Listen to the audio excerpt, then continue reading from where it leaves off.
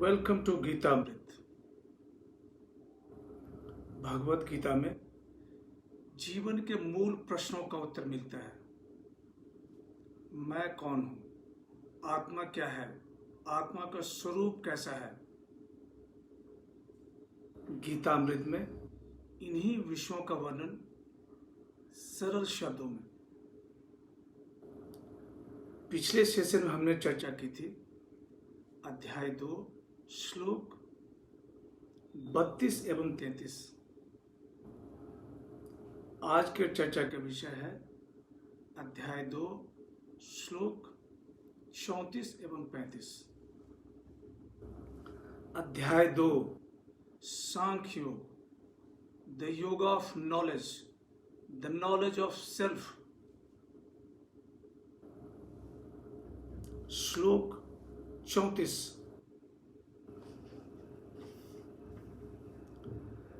अकीर्ति चापि भूतानि कथयिष्यन्ति ते व्ययाम् संभावितस्य चाकीर्ति मरणादति रिच्यते।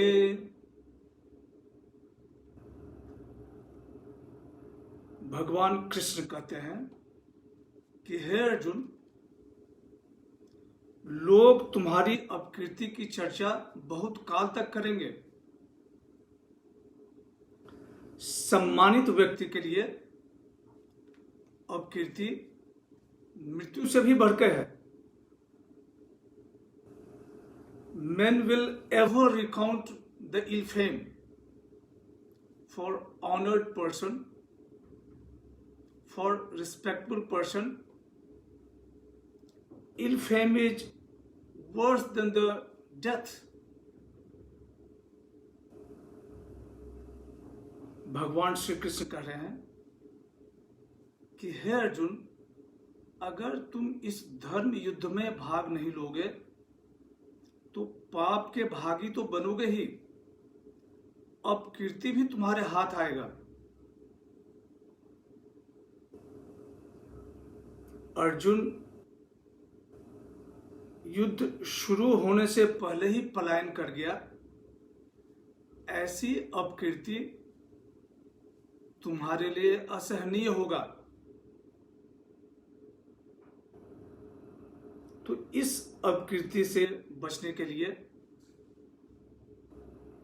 तुम्हें युद्ध में भाग लेना ही चाहिए। तुम्हारे दुख को, तुम्हारी पीड़ा को लोग समझ नहीं पाएंगे कि अर्जुन अपने पितामह, अपने आचार्य, अपने स्वजन, इनकी मृत्यु से घबराकर युद्ध में भाग नहीं ले रहा है। तुम्हारा पक्ष धर्म का पक्ष है। तुम गांडीव उठाओ और युद्ध करो। श्लोक 35।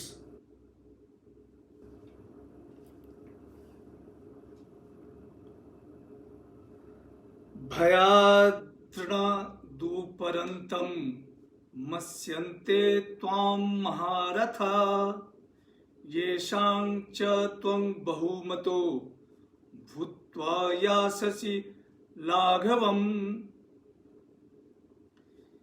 ये महारथी तुम्हें युद्ध से भय के कारण निवृत्त हुआ जानेंगे। जिनका तुम बड़ा माननीय है, उनकी नजरों में तुम गिर जाओगे। The great warriors will think that you are running away from the battle because of fear. They keep you in high esteem, but now they will think low of you. भगवान श्री कृष्ण कहते हैं कि हे अर्जुन, तुम्हारे हाथ अपकृति तो आएगी ही, तुम्हारे शत्रु पक्ष के महारथी ये भी तुम्हारा उपहास करेंगे कि अर्जुन उनसे भयभीत होकर युद्ध से पलायन कर रहा है। ऐसा उपहास तुम्हारे लिए असहनीय होगा। वे तुम्हें बहुत मान देते हैं, तुम्हें संसार का सर्वश्रेष्ठ धनुर्धर मानते हैं,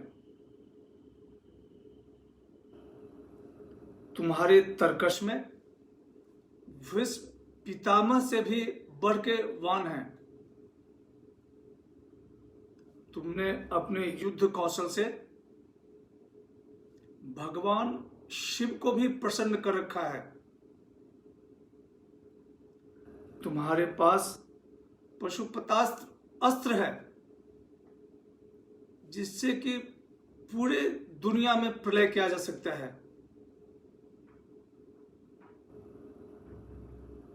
इसलिए इस उपहास से बच के तुम युद्ध के लिए सज्ज हो और युद्ध करो। तुम्हारी पीड़ा ये कभी महसूस नहीं कर पाएंगे कि तुम अपने स्वजन के लिए उनकी मृत्यु से भयभीत होकर तुम युद्ध छोड़ रहे हो।